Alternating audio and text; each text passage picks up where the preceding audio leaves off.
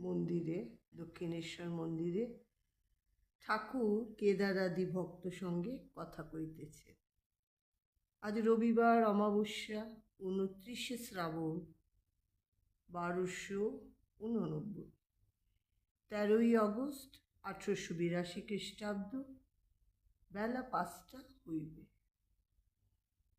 শ্রীযুক্ত কেদার চাটুর্যে হালি শহরের বাটি সরকারি অ্যাকাউন্টেন্টের কাজ করিতেন। অনেক দিন ঢাকায় ছিলেন। সে সময় শ্রীযুক্ত বিজয় গোস্বামী তার সহিত সর্বদা ঠাকুরের বিষয়ে আলাপ করিতেন।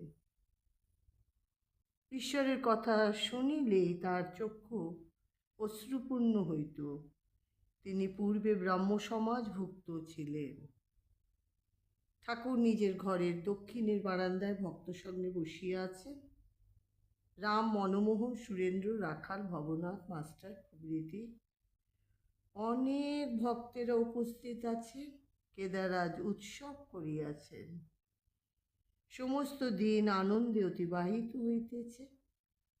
রাম একটি ওস্তাদ আনিয়াছিলেন, তিনি গান গাইয়াছিলেন।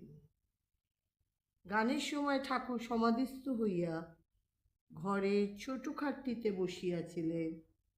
মাস্টার ও অন্যান্য ভক্তেরা তাহার পাদমূলে বসিয়াছে।